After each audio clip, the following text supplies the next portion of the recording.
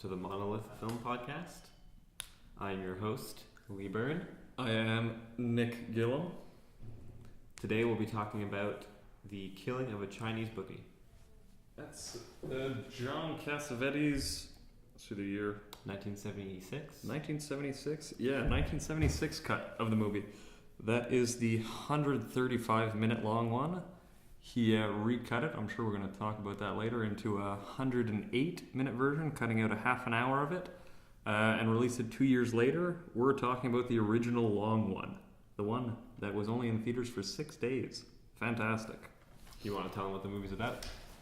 Yeah, this is it's not too high concept plot, but there's a plot enough for a gangster movie.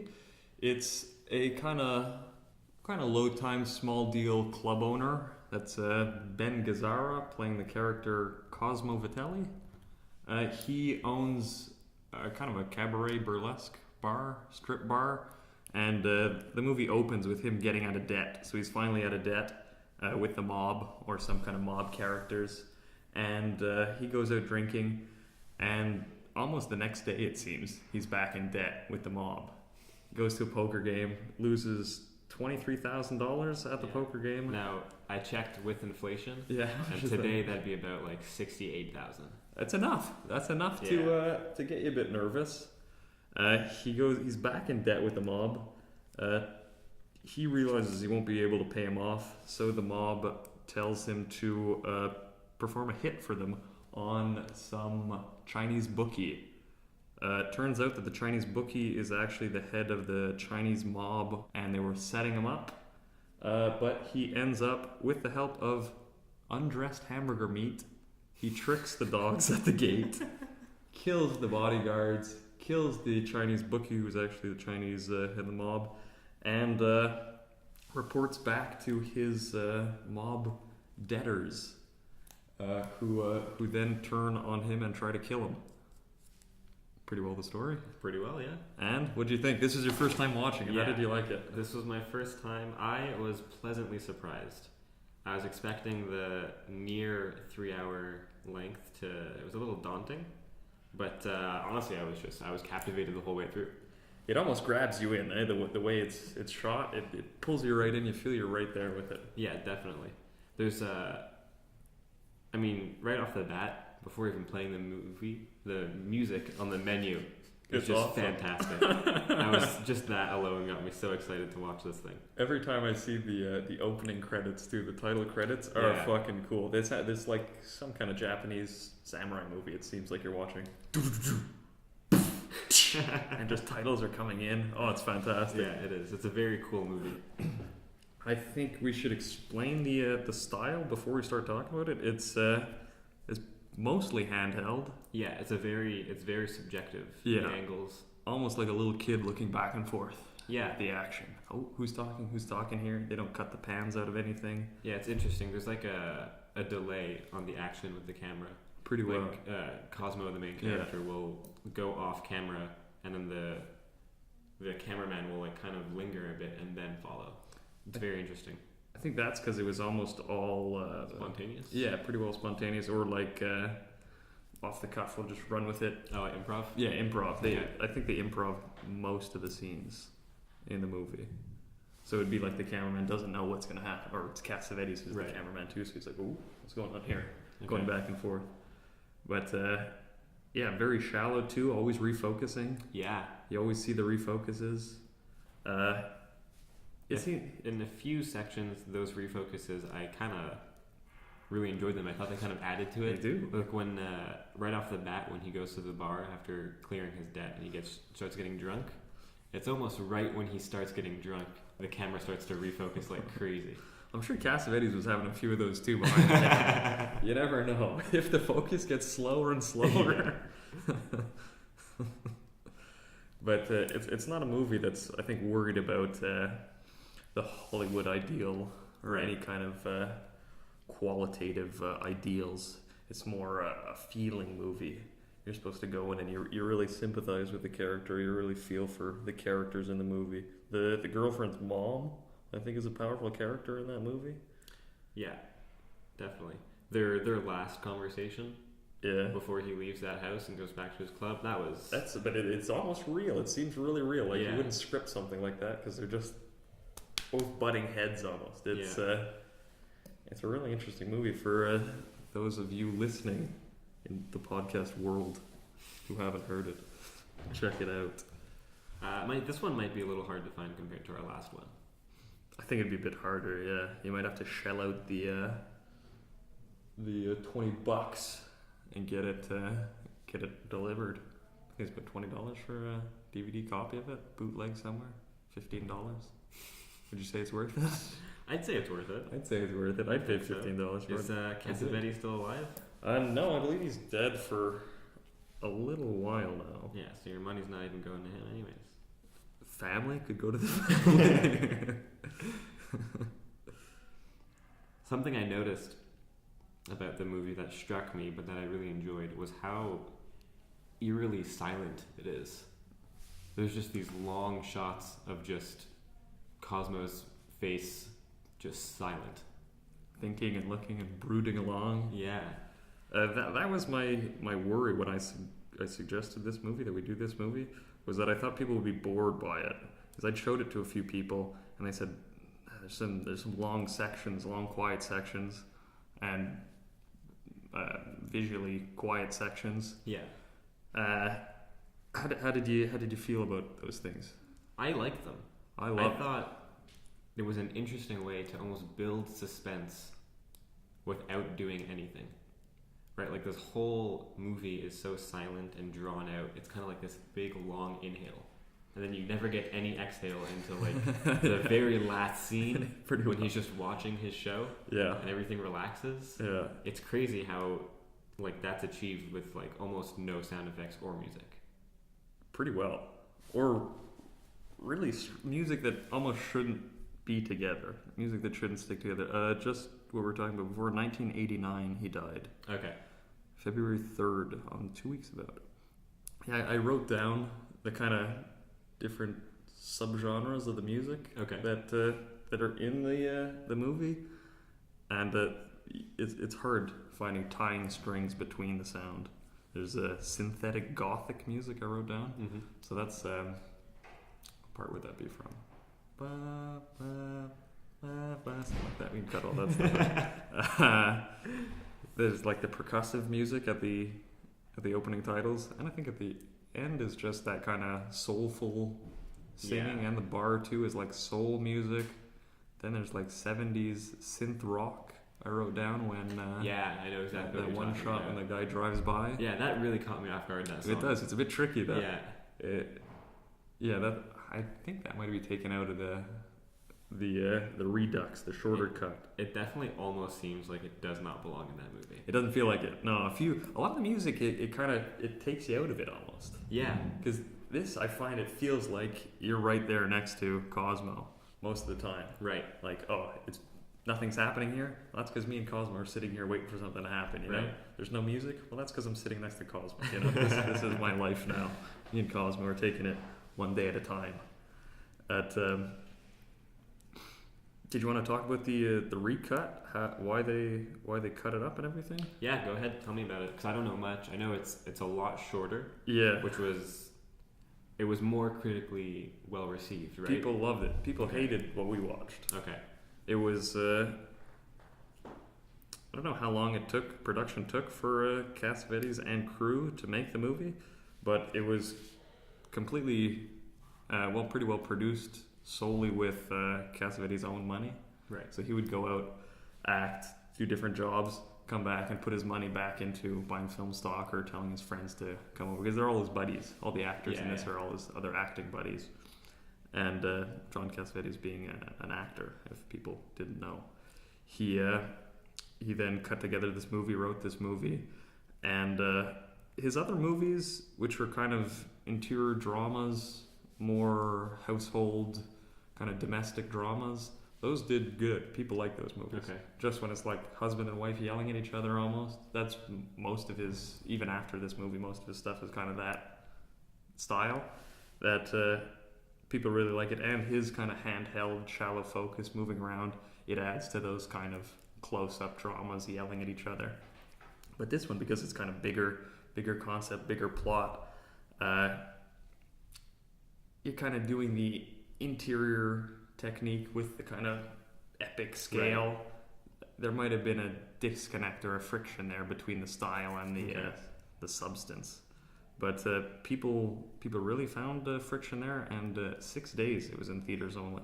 Oh, wow. Yeah, 6 days only, and then I think Cassavetes pulled it himself. Oh, shit. The story I heard was that at the premiere, when it was all the actors and everyone watching the movie, people were walking out throughout, and then while they were leaving, after the showing, people were coming out yelling at the people who were waiting in line, "Don't go see the movie, save your money, it's garbage, waste your money." And 6 days later it was pulled. But Cassavetes took it for 2 years, recut it, put scenes in different order, moved stuff around, shortened sections by more than half. Like all those burlesque kind of drawn out sequences of the full, Paris, I Love Paris song there. They wouldn't do like the full burlesque shows. They'd only show maybe like 10 seconds of it, 30 seconds. Okay, Ben's talking to someone now. Right. Go back to Cosmo doing something.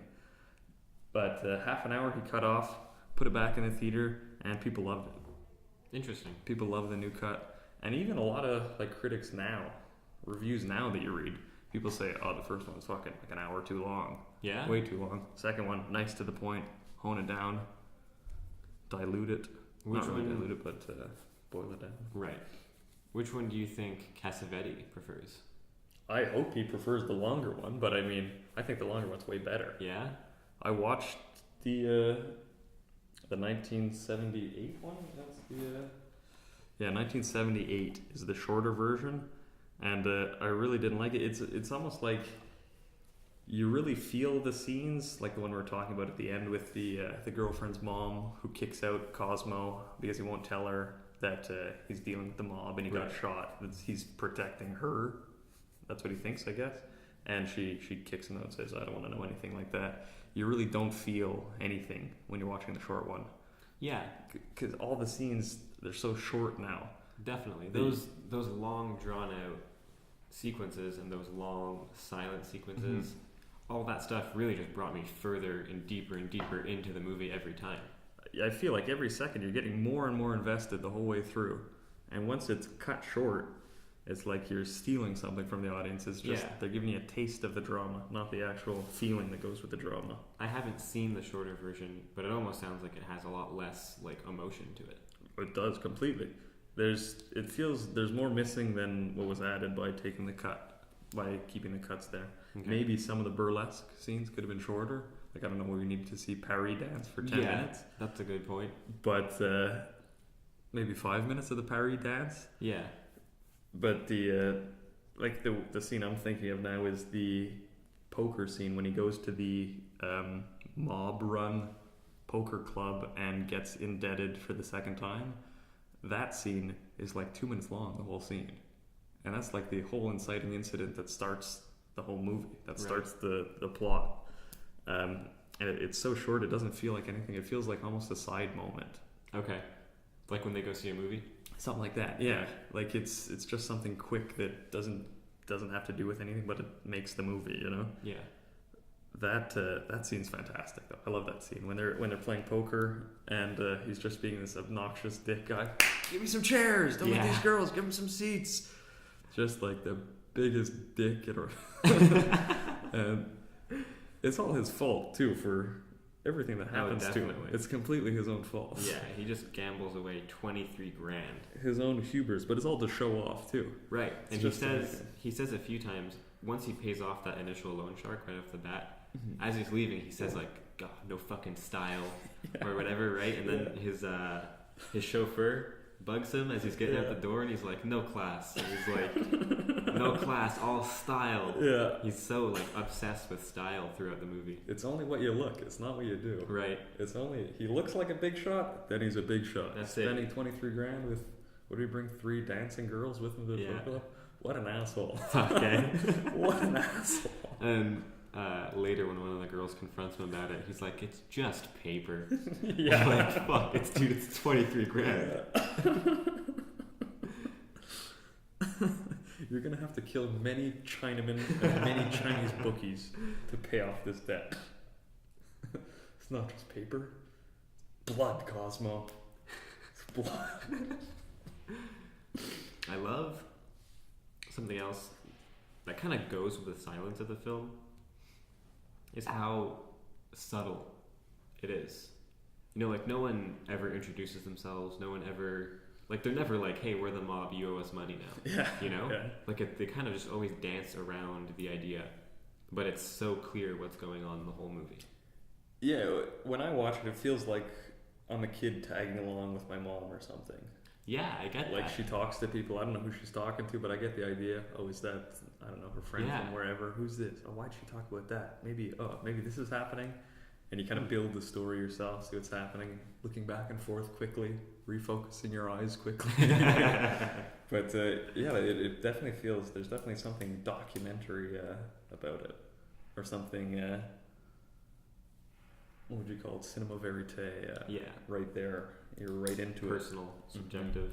One of my favorite shots is when the mafia is about to kill Cosmo, and it's almost as if we're leaning over the car, just like the mobster is, and all you see, half the screen is just the roof of the car, and then you see the dude behind it. I love that. That's cool. That whole part's cool, especially when it first starts with like the gangster who's supposed to be like the tough guy who breaks balls the whole time, shakes with both hands, eats chicken with fucking gloves on and everything. And he's like, no, Cosmo's my friend, I don't do that. Toodaloo, and drives away. That's my favorite character in the whole movie. That guy's amazing. You can also catch him in Paths of Glory. Kubrick's Paths of Glory. Those are the only two movies I think he has any proper role in. But he is fantastic in this one. I loved when they're explaining the hit to Cosmo. They just start talking about hamburgers. They're like, oh, don't put any mustard on them. No pickles, no ketchup, and oh, don't put any onions on them either. They're just yelling about what to put on the fucking burgers.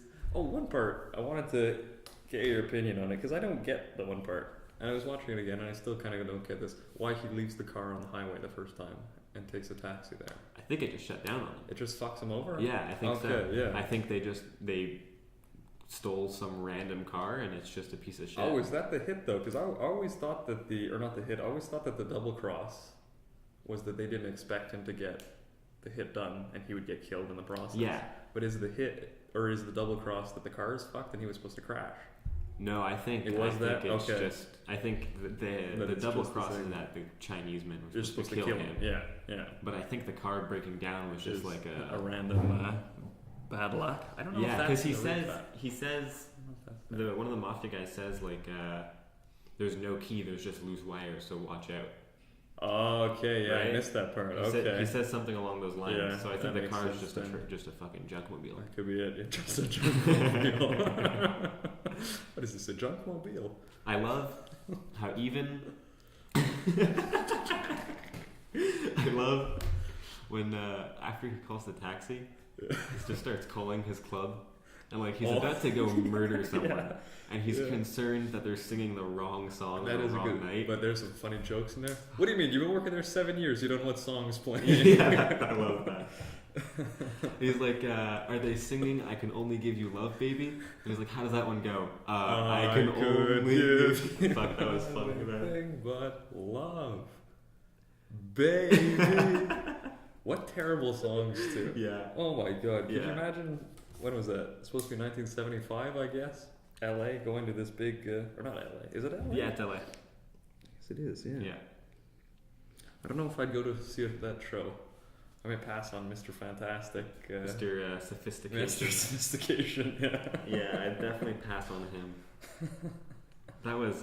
it does get haunting, though. Yeah, but he's an unsettling part of that show. The more you hear him singing that, anything but love, baby, it haunts you more and more you hear it. I think 3 times you hear it in the movie. All of his lines are just him complaining pretty well about how he's not getting enough attention. He's the from star, the show, but he's the real star. All these people just like the tits, but he's the show.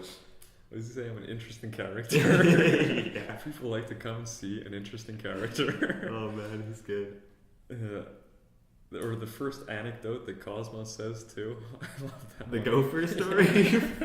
Dude, I literally wrote in my notes, what the fuck is that gopher story? So this is like our introduction almost to his character as like a person, not business wise. This is him talking to his friends, and his story is, I read in the news that 2 girls from Sweden or something like that caught a badger, ate its tail, and got jaundice or got some dumb got sickness, some man. disease. It's just fantastic. It really is. It's hilarious. Fantastic. And that no one's listening. Yeah, no one's listening. Everyone's to talking him. over him, and he's getting super pissed off. That I think might be more telling than I think the fact that maybe everyone doesn't listen to him, and that's why he wants to act like a show off, or that's why he wants to play like he's this big gangster. I mean, on the cover of the movie I'm looking at now, he's wearing a big puffy white shirt, puffing cigarettes like a cool guy, like James Dean here. I noticed the way he smokes his cigarettes. He acts takes cool. he takes like a big puff and then he lets it all out. He's really trying to make himself seem like a big shot. Yeah, when style, he's actually man. a small shot. It's all style. It's all style. That really is it. It's all style. And this movie is very stylish. Yeah, I think I read that Gazzara was having a hard time getting into character. Oh yeah? Yeah, and Cassavetes had told him to try and help him get into character, that the mafia represents everyone in life who tries to prevent you from achieving your dreams. Oh, okay. And apparently Gazzara teared up thinking about Cassavetes trying to make his movies and Hollywood always putting him down. I guess that's it completely. Yeah, and I was like, holy shit, man, that's pretty good analogy. It. So like the cabaret show would be Cassavetes' movies, the mafia would be Hollywood. It lines up pretty well. It really does.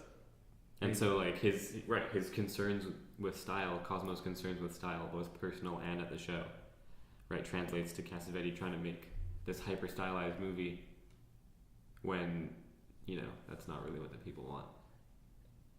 Yeah, I think it lines up perfectly. That's interesting. Yeah, that's really interesting. The kind of outside Hollywood we're talking about is Cassavetes might be one of the original independent filmmakers, or at least American, kind of going against the studio system, where he would do whatever he wanted to. He would shoot any way he wanted to. There's some scenes, I remember him kind of just shooting like stomachs of people and like arms and shoulders panning across. It's definitely not constructed, the images aren't constructed the way you'd expect them to be, like a head and shoulder shot, medium close up or something.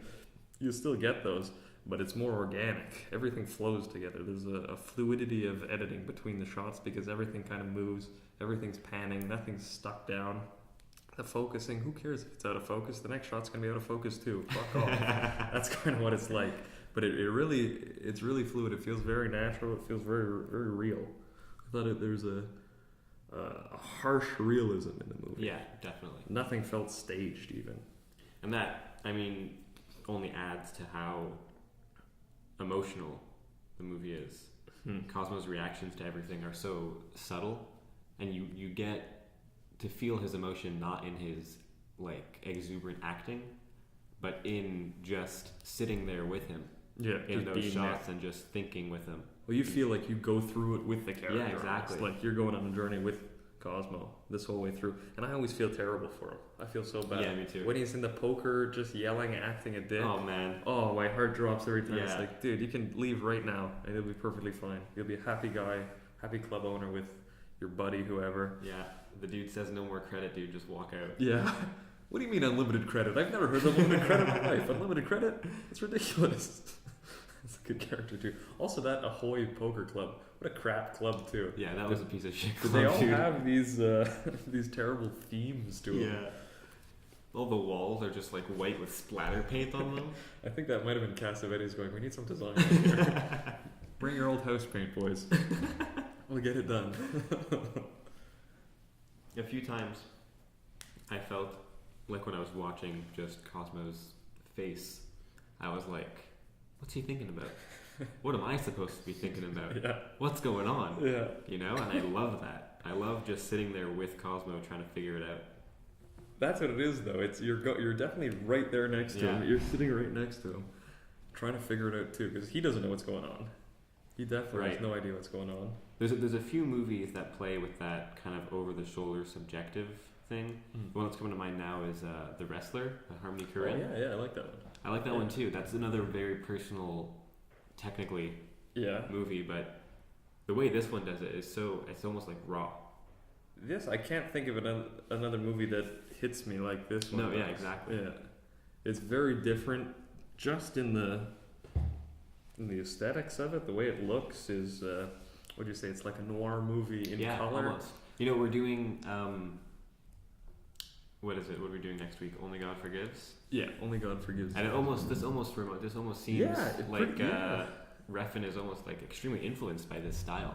Because it was very contrast, very colorful. It is. Dark shadows, yeah. Bright colors, lots of smoke. It's funny, we didn't talk about it last week, but I think one of Refn's favorite movies is Cannibal Holocaust. Oh, yeah? So, there you go, dude. We can talk about it now. I'm excited for next week, too. That's a fun one. But this is definitely high contrast, lots of darks, a bit of film grain in it. You see him crank the ISO a bit. Was that stylistic, or was that just the cameras he was using? Issue, I don't think he had the film stock to shoot that dark. Right. Because when I think of like added grain for style, Mandy. Have you seen that with Nicolas Cage? Yeah, I haven't seen it, but I heard. That's super grainy. Is it? But purposely. Yeah, purposely. Yeah. No, it adds a weird tone to it, almost like you're watching a VHS tape. It's like the B movie kind of grain you want. Yeah, this is more like ISO noise on it, like there's not enough light in it, like with the bar scenes where he's drinking, that's blurred out, or a few of the interior kind of apartment stuff is a bit grainy. But again, I think it adds to it because it's like, oh, we're here, may as well shoot it. Right. May as well do it. We don't need more lights. This is life, We're right here. He's putting the excitement, the energy of the life through the camera directly to my brain. I'm plugging directly in. The only thing that confused me about this movie is that the whole time Cosmo and the black dancer that works for him, they're dating. Yeah, they're dating. Yeah. I did not catch that. Oh no! No, and when he was auditioning a new dancer, and Rochelle walks in and beats the shit out of her, I was like, "What the hell? What's going on here?" You're a fucking club owner. What do you expect him to do? But then I think I only clicked that they were dating when he's talking to her mom at the very end. Yeah. So that was an interesting revelation for me because that audition scene just came out of nowhere. It is an interesting dynamic in the relationship, I guess, because it doesn't. I think he says at the end, your daughter, I'm dating her, but she works for me too. Yeah. That's he's like, why isn't she at the show? Yeah. And even with the other girls and everything. Afterwards he's with the other girls and he's like, Rochelle got a new job. Yeah, she doesn't even bigger and better things. Doesn't even flinch about. She's also got the flu. She's also sick. He says that. So he gives her like 30 different excuses. Yeah. But I mean, what's fantastic with this movie? I bet none of that stuff was scripted down. Right. I bet all that stuff was just them on the set running through it, Yeah. I'm sure there's a script online that I was looking at. Yeah. To get the right to write sound, to note some quotes and stuff like that.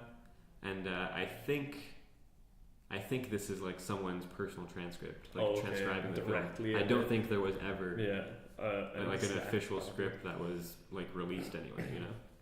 I think it would have to be because the way it feels like it's definitely on the spot, definitely all. Yeah. People are cutting each other off left and right. Yeah.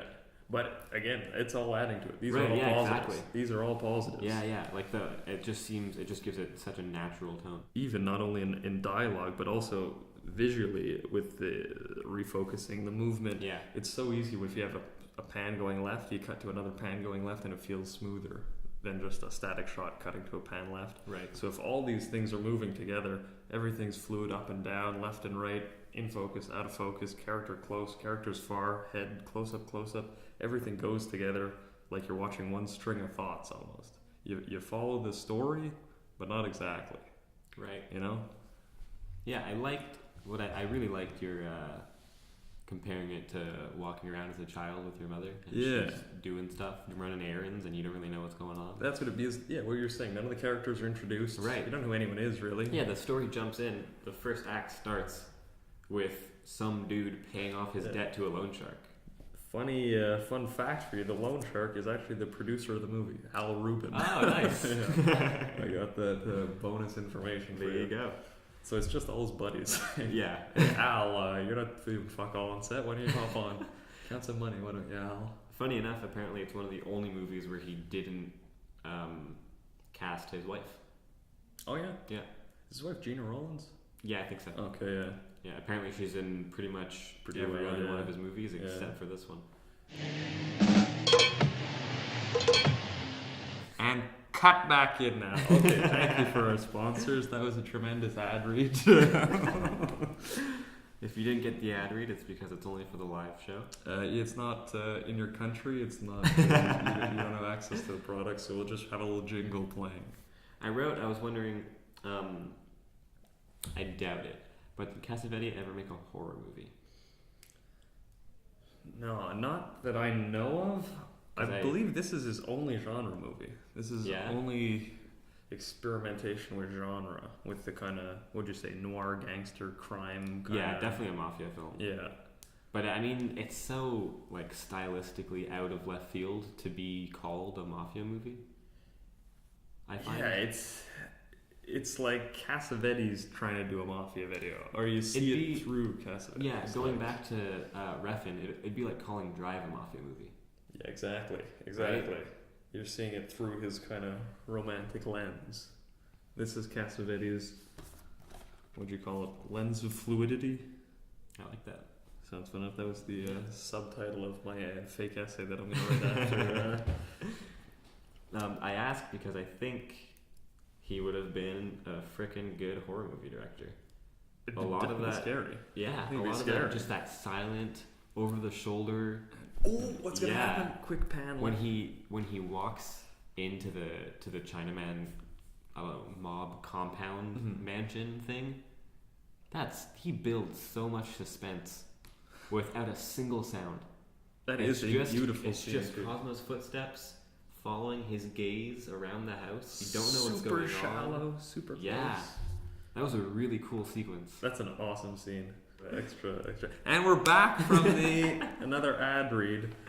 Yeah, the assassination scene. Completely beautiful, completely shallow. Like shallow, we mean depth of field. Right. So only a little bit is in focus. Almost like pastel-y kind of colors. Yeah. Like a turquoise blue. It was an interesting departure from the neon. It's really nice. It kind of cleanses the palette a bit, that scene. And it's definitely the scene that's most important in it, I guess. It's supposed to stand out. Yeah, and it's definitely fantastic. I mean, he was just humming around in his pool or his giant bath. Yeah, he was I don't know. I almost you find out later that he's the head of the Chinese mafia, but he seemed like such a peaceful old man, nice old just guy. hanging out in his bath, just naked before bed in the pool, and taking it easy. He sees Cosmo with the gun, and he doesn't. He's like, "All right, this is it. This is how it goes." Yeah, it was interesting. It was nice. It was almost like a calming assassination. Like after the suspense of him droning around the house, the actual assassination was so relaxed. Very beautiful. Very beautiful. And again, right when the kind of the henchmen, the bodyguards come in, you're right there with him over the shoulder. Bang, bang. Two of them walk in. Two of them get shot down. It's just a tremendous use of camera to really put you right there, really put you right in the action without doing any kind of cheesy stuff. Yeah, and I think even the sound of the gunshots, the first one he shoots to kill the Chinaman, and then the second one to kill the henchman, it's almost a different sound. Like it's so much more powerful when he kills the henchman because it's just like a reaction. Yeah. Right? The camera boom, yeah. It really it breaks you out of that almost trance-like observing this assassination that you're in. You do get into a bit of a rhythm with the movie. you go, okay, this is the cabaret section, this is a little gangstery section, this is a sad part, this is part with the girlfriend. Yeah. Go like that. And then that just snaps you right out of it. And also afterwards, when he runs down the street, jumps on the bus, and he's bleeding, runs back to his place or his girlfriend's house, that whole scene, it feels so gritty. It feels so, I don't know, there's something about that just feels dirty when I watch it. I'm like, oh, this is a grimy street kind of movie. This is real deal. I think going back to we were talking about the importance of style to both Cassavetes and Cosmo. Mm-hmm. Right after that hyper-stylized assassination scene, right, it's just him running down the street. Pretty well. And he's bleeding all over his stylish suit. So I think it's that departure from style during that escape that really stunts you. It wakes you up, that scene. That scene will definitely wake you up. Yeah, and like he darts off the bus to get into a cab to go to a movie, never goes to a movie, gets in a different cab. Yeah. Where did he ever dump the gun? I don't remember. I don't remember him ever dumping it. I don't remember either. Because he gets, I figured he'd dump it at the theater. Yeah. But he gets into a cab right away as his first cab leaves, and then he's at his girlfriend's house. I think he might have it with him the whole time. Yeah? Maybe that. Maybe. Maybe he's just such in dire straits he keeps it on him, or maybe. Or maybe we missed it. I don't remember that at all. Yeah. Well, I mean, I guess, I don't know. If he did keep it, it's not like he uses it ever again. No. What do you think about the ending? Because it kind of leaves you a bit hanging. It ends with Cosmo watching the last cabaret show that we see, and he goes outside, and he kind of holds his side, and you see that it's caked in blood. That he's bleeding out of his side quite heavily, and I don't know. He seems content too. He seems like the head of the Chinese mafia, the old man. He seems like he's accepted it. His business, would you say it's saved? Does that pay off the debt if he kills all the gangsters who he owes money to? Or do you think it's all downhill? Well, he didn't kill any of them. He just ran away. Oh, that's true. Just runs away. Yeah. No, I figured he was just like enjoying his show one last time. Pretty well. Because, I mean, there's no way. Yes. I don't think there's any way he's getting out of it. He's at his club. They know where he is, you know? He's always at his club. Yeah. He fucking lives there pretty much. It is, this and I'd say Barry Lyndon are two great fall from grace stories, where you have a character who at the beginning of the story can be on the straight and narrow, or who's kind of maybe a naive character at the beginning, and then they get themselves through faults of their own or severe character flaws, end up in situations where I guess they have a moral decline or an ethical decline, and then end up in just sewage at the end of the movie. Right. End up pretty well dead, lonely, and penniless. And I think this is definitely more heartbreaking than Barry Lyndon. I feel very sad at the end of this movie. Yeah, me too. For Cosmo. You want everything to go well for Cosmo, but his girlfriend just left him. Right. He's not allowed to see her anymore. He's going to get killed because the gangsters are coming after him and his club. Yeah. His club's not safe. He's not safe. Everyone around him is getting screwed because he's him. Yeah. His personality, his hubris, and he drags everyone else down with him. Yeah. And he's just so proud of his art, his style, his show. Mm-hmm. And it really is all style for him. That's the only thing that matters. Yeah, which is why I think that last scene where the outside of his suit is bloodstained and he's wiping blood on his suit. Yeah. I find it so powerful. It's like it's almost as if he's accepting that his life of style is over. Yeah. Right? He knows he's gonna die. He's like, fuck it, I might as well wipe my blood on my goddamn suit. On my fancy suit. Yeah. It's over anyways. On 10, how would you give this? On 10, probably an 8. An 8? A solid 8. That's a good one. Yeah.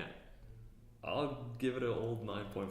Oh yeah, you're up there. Right? I love it.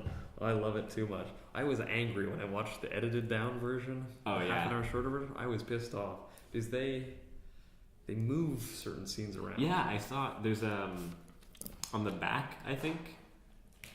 There's or somewhere in the disc case, there's a list of the chapters, and I noticed that they're rearranged. I tried following along, but I mean it's hard to tell when chapters end, right? Yeah. In movies that don't have those title cards in between them.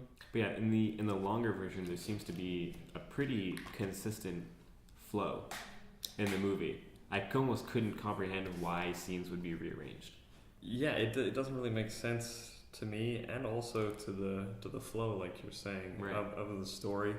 It really takes away from the kind of the tension building of the stories, like the poker scene and the mother scene are the two we talked about before. Both those scenes are cut down, and both of them don't have any real impact on you when you watch them in the shortened version, because you're not invested as much as you Right. are. I guess a lot of the stuff that's cut is what we liked about the movie, was the quiet of it, the dull of it, the nothing happening, the dead space is what we like about it, and it's what Cassavetes had to cut out of it for general public to like. Right. Yeah.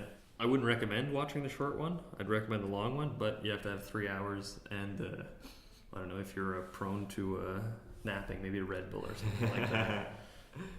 But it's definitely a movie to check out. Yeah, definitely. I think it's well worth it. I mean, if you're into, it's definitely a style. I'm almost inclined to say it's a style over substance movie, but I'm kind of one to believe that style can be substance. I think so. And I think Cassavetes almost proves that here. And with Refn next week, we'll definitely be talking about that. And I think one of my favorite scenes, right, is that conversation with his girlfriend's mom at the end. Mm-hmm. And he talks about, she kicks him out. She says, you can't stay here anymore, you can't be here anymore.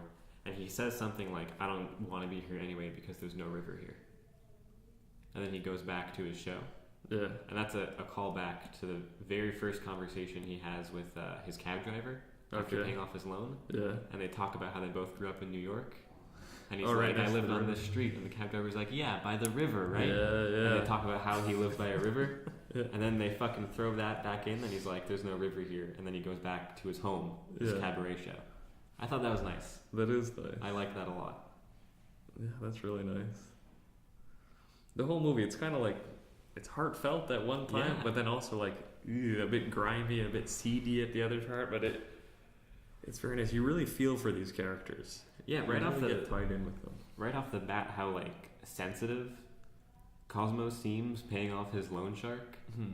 And then, I mean, he kind of gambles away $23,000, and you're like, okay, well, fuck this guy, right? Yeah. But then right afterwards, showing off again. Yeah, but then right afterwards, you're just in it with him. Yeah, you're tagging along, and you just can't help but feel for him. It's because all these actors, who was it, Ben Gazzara playing Cosmo? Yeah. He's such a character himself too, like his own personality. Hey, why you fucking? hey! You're right next to me. You go, yeah, get him, Cosmo. Tell him, Cosmo. You want Cosmo to be this big gangster, but he's just some little sleazy nobody. And we assume he dies a sleazy nobody too. Yeah. Although it was one of the busiest nights of the show. True. And I love he's trying to have this speech about his show. He knows he's gonna die, and there's just this dude in the background. Where are the girls? Get off the stage! And there's always someone in the background yelling, "Take it off!" It's so sad. This dude's trying to have a fucking stand-up burlesque show. He even tells the girls, he's like, "No stripping. This ain't no strip joint." You know? Yeah. Like he really is all about style, and he wants a proper club, but he just can't get it. He never catches a break the whole way. Yeah. I feel so bad for him. Every time someone yelled, "Take it off," I'm like, "Oh, dude, come on." It's like, and I want to thank the great bartending staff. Guys are fucking get out of here. You're booing the people he's calling out. Yeah, that was a fucking sad scene. Or even in the mother scene when Cosmo's telling his story about his parents and stuff. And I'm like, I don't give a damn about your dad. I don't give a damn about you. Get out of my house. And just kicks him out. Oh man, he really can't catch any kind of a break, but it's all his own fault. Yeah, it is. Yeah, definitely. So you feel bad for him, but then you go, wow. Yeah, it's a real tragedy. It's almost a classic tragedy. Apart from him never really being anywhere in a position of power or authority, right? Like classical tragedies are supposed to be royalty who fall from grace because they're supposed to be closer to God than the regular citizen. His grace, I'd say, would just be debt free almost. Or yeah. I mean, it's a modern tragedy for sure, right? He's just out on his own. Standard everyman. Pretty well, but then he gets everyman at the end. He just gets taken down one notch at a time. Yeah. And each of those notches It hurts to watch. I was expecting and hoping for him to bring his girls along with him for the assassination. You kind of expected that, Yeah. in big suits, all Yeah, dressed exactly. up. I was really hoping for some nice gangster, limo like, pulls up. yeah, Charlie's Angels, just these burlesque dancers. I thought that'd be so good, but it would definitely ruin the entire aesthetic and mood the movie builds. But I thought that would have been pretty good. Charlie's Angel theme music starts playing. Wait a second, this is a modern soundtrack. We're really referencing everything here. It's the first shot in that movie is fantastic. It is a tremendous first shot. It starts with the camera, bit of a low angle. I believe it pans across as a what would you call it? Kind of the bokeh glare of the sun cuts Right. the screen. The lens flares, and it cuts across. Then we notice that we're tracking Cosmo, this character that we don't know yet, as he walks towards the table. Then there's a slow zoom in on Cosmo from this kind of wide low angle into a tight close up on Cosmo. So tight that we don't see who he's talking to, we just hear what he's saying. That's the loan shark and producer Al Rubin who he's talking to. Right. And then they continue having a conversation. The camera, a couple times, I think it anticipates Cosmo getting up, and it starts to tilt up before he gets up, and it goes back down and back up, and you feel a bit of energy in the blocking of the scene. Then when Cosmo stands up, we get a bit of zoom out. We see he's sitting at a table, and then I think it just cuts to a close-up of money being counted. Right. I think we follow Cosmo walk through the cafe, the interior of the cafe first, Does he right? do that too? Oh yeah. Then he goes to the back There's a bit of a room. dolly. It's what'd you say, like a 2-minute long shot or so? Minute, 2 minutes, something like that. It is fantastic, though. Yeah, it is. It is a way to open it, a way to get you right there. And you start with Cosmo. He's your character. You're following him. It's interesting because contextually, that shot gives zero information, right? They never, nothing ever tells you that he's meeting a bookie or a loan shark or a mafia member. Apart from when you see him counting money, that's like your only hint. You also don't know whose money it is, Right. what's going on. You left the table? Yeah, well, I didn't know if you Exactly. wanted dessert. They kind of talk a bit. No introduction for Cosmo. No. His introduction is him just kind of silently paying a loan shark. And that's pretty much it. That's his Right, character, yeah. you know? He's always the guy, okay, here. He's always getting the butt end of the stick, despite his efforts. Right. Yeah, it's a very interesting. It's also one of the only shots in daytime throughout the entire movie. Pretty well. There's that one, and there's when he's out with his girls and they go see a movie. Yeah. I think those are like the only 2 daytime shots. The room where he pays, or where he signs his debt, saying I do own. Yeah, when they all go to the poker place, it's daytime. But That's that scene where he's signing the paper saying he will pay back the $23,000, it's so abstract. The shots are so tight on everyone's faces, and then it just moves on like close up of the hand writing the signing his signature on the paper, another close up of the face, back and forth. Quick cut, and there must be like 10 characters there. Yeah, there's one guy. Get me form 17A, get me 15B. Right. No, you got me 2 15Bs, and they have their own little conversation. You really get these little pockets of life throughout, as if you were just peeking at everyone's faces back and forth. Expository shot, or exposition shot of exposition. I think the only time we ever get that is at the Wild West Horse, the burlesque show club. Pretty well. Every other time was it's it just Crazy Horse West? Crazy Horse West, yeah. Every other shot is like tight close up. Yeah, exactly. You're into it. Yeah, you don't really know where you are ever. Yeah. Until they you feel more of the scene, or the characters move through the scene and we move through the space with them.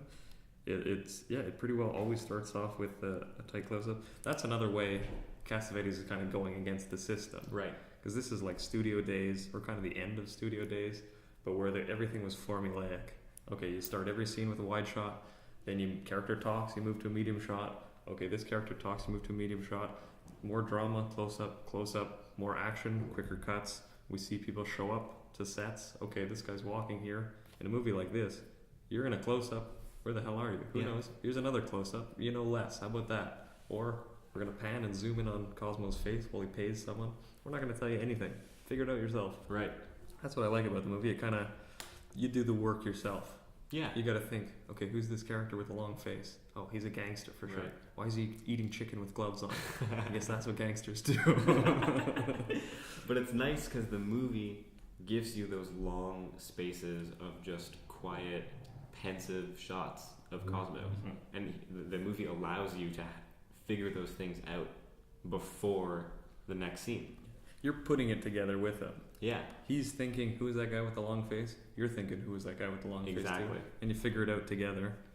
I guess, what do you think? You're building a relationship with Cosmo?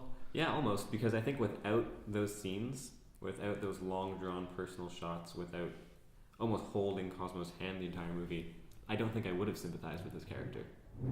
Or else, yeah, if we'd seen it, if it had been another movie, if it had been a poker movie or something, and we just showed up in their poker room and you heard some guy across the room going, hey, get the chairs, exactly. Hey, where are my girls gonna sit? They're Yeah. gonna stand here.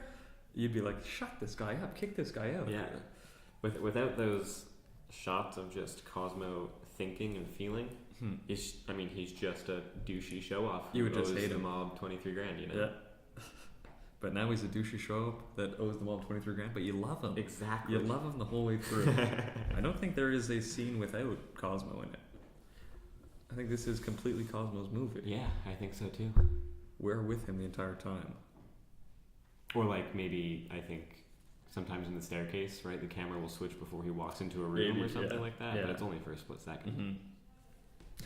We were just talking about like the funny little kind of throwaway dialogue and throwaway things that happen, but it really is Cassavetes just kind of inserting life into it to add to the realism of the whole picture. Like we see so many things in the movie that we don't have to see. Like you could probably cut half the movie, Right. You'd still get, you wouldn't feel as much as you feel now, yeah. but you'd get the same amount of narrative information. Right. And you wouldn't need a shot of some guys walking and go, oh yeah, park in the back. Where's the kid with the keys? How come the valet guy doesn't come here? Oh, I don't know, he's in the back. Oh, get a peanut. Hey, you never learned respect, or when they kind of talk. And they have all these kind of little tiny mini sequences in the scenes that have to do with nothing, but it makes you feel like you're there with them. You're in with the life. I mean, the movie could have started at the poker club, right?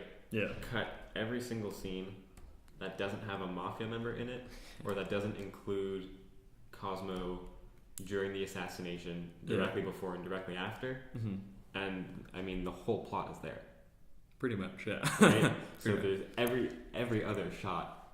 And that love story, the B kind of plot with the dancing, with his dancing girlfriend, that could be like 5 minutes. Right. The whole thing. Oh, he gets in a fight with her, he's friends with her, he doesn't like her, or she doesn't like him at the end. We're done. It's interesting. I don't think they ever kiss or touch more than he touches any of the other girls. No, I don't think so. He kisses his hand, and then she kisses his hand. Yeah. When he first walks into the back room, but he does that with a few of the other girls too. And the scene you mentioned, the Audition scene? Yeah, the audition scene where he's auditioning a waitress from a restaurant across the street, and his girlfriend walks in, sees that he's auditioning this girl, starts to fight the girl, and has to get calmed down by Cosmo. That's another heart-wrenching scene, though. I find that it was really interesting. Because I think for sure he wanted to pork this waitress. I think for sure. There was something in his gaze that was not very professional. Well, I think even the shot reflects it, where he's first talking to her, and she goes, "Oh, I'm really good at dancing," or something. She says, and it just cuts to like a shot of her tits, and then kind of pans down to her stomach, and then to Cosmo. So that scene, that's a painful to watch scene too. Or I a little teared up when I see that scene, and he gives her some brandy at the end, and she doesn't want to drink the brandy. Yeah, that is a good scene. Yeah, that was weird when he's trying to force her to drink. That made me uncomfortable. Definitely. I think he was just trying to calm her down. Yeah, I know. Wait. Come on, baby, have a drink. What's the problem? It's Cosmo. During the audition, the girl, she's dancing around like she's doing her ballet, and he's like, "What's that jump called?" And she says something. He's like, "Stop it! Yeah. You don't need to jump. Stop jumping." Let's she keeps jump. jumping. The whole She time. keeps jumping. The whole time he's telling her less jumps. I love that. He's like, "No, just walk around." Yeah. Just walk back and forth, Yeah. honey. Less jumps, less jumping. She's doing little ballerina jumps. Yeah, that was funny, fucking. that part. I love that. It is funny, but I think their relationship might be somewhat private, though. Yeah, I got that sense too. Is the only kind of cue I think that we get that he has any kind of relationship with, I think her name's Rachel. Yeah, it is. Rachel, I believe so as well. Is when he's picking them up to go to the poker club, and he tells them to dress up, and each girl that he goes in, I use an example of the kind of Dead Space slice of life stuff or something. Yeah. When he walks in to meet the girls, he goes into each of their houses, talks to their families a bit. Oh, how are you doing? Oh, you're pretty handsome. Hey, you're not so bad yourself. Making little Right. jokes to the family. And then one of the dancers has a big buff brother who comes in. He goes, "Hey, how you doing, big guy?" or something. Yeah, There's exactly. like these little moments, and this is maybe a minute and a half at each of the dancing girls' houses, and not needed at all. No, But you want the scenes. You miss the scenes if you don't see them in a shorter one. I agree. But yeah, I think the only kind of time we see him giving Rochelle any kind of special affection than he gives to any of the other dancers is when he goes in and he gives her mom an orchid to an orchid to put on a dress, like a prom orchid, and that's pretty much the only clue we get, really. Yeah, that they have any kind of relationship other than professional. At that point, I almost thought he was dating the mother. Dating the mother. Yeah. That would have been a different movie. So overall, I think this is a fantastic movie. I agree. And I'm glad you insisted on us watching the longer cut. I love this movie. I think that the camera work in it and the direction, the way Cassavetes got them to kind of do everything ad-lib, everything's free form and fluid, and the picture is free form and fluid, that it works so well. Everything complements itself, and yeah, it's just, I give it a 9.5 is what I say. Yeah. I'd still stick to my 8. I don't know. There's something stopping me from giving it more. A little technical stuff sometimes, Yeah, maybe. There's maybe some pans that you can really tell that someone's clunking along a locked tripod or something. Yeah. I think there's a certain charm to the whole movie that's really nice, but I think at some points it almost feels awkward. Sometimes, yeah. So I think that's what's bringing it down a little. But I definitely, I can't get over how silent but still emotional and powerful the movie is. That's by far my favorite aspect. I love that. I find it incredibly powerful, the movie. Very emotional and exciting too. Warehouse scene at the end. Get out of here, Cosmo! And they're chasing him around. Yeah. I like the whole thing. Every scene I love, except maybe some of the cabaret ones. You can cut those down. Yeah, the Paris show Gay was Paris, way too long. I think that's a 10-minute scene. Yeah, Gay it felt Paris. 10 minutes. Well, thank you for listening, and please tune in with us next week. Yeah, next week we'll be doing Only God Forgives by Nicholas Winding Refn. I am Wee Byrne. I am Nick Gillum. You can find us on Instagram and Twitter and YouTube and SoundCloud. We are the Monolith Films Club. My Instagram is nickgillum77. My Instagram is Lee_Byrne. See you next week. Rainy fields of frost and magic, morning dew, in late afternoon.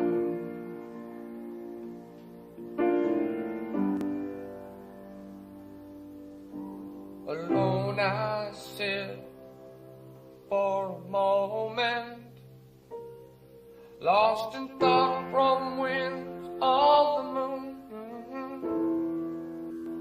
and the twilight skies bring silent cries.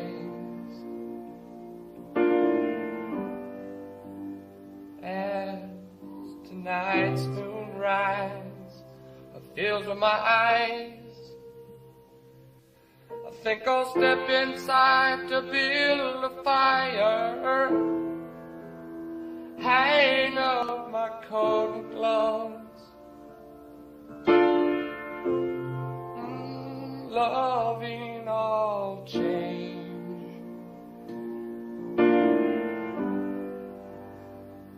winter desires.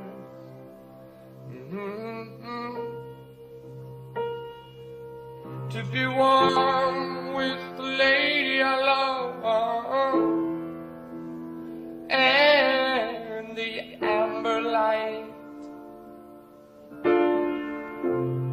from the cabin side.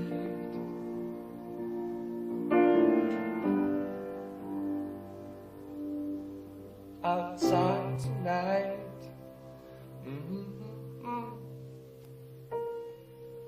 just a moment of peace, just me without you, and understanding that we share, knowing this,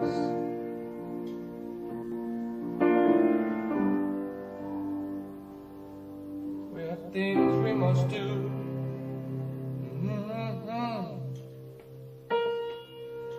And still knowing this, we really care.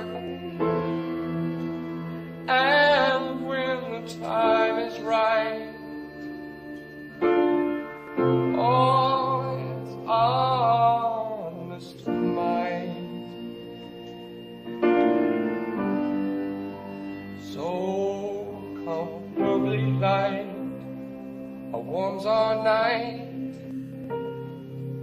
rainy fields of frost and magic, blowing through a thought that I just had.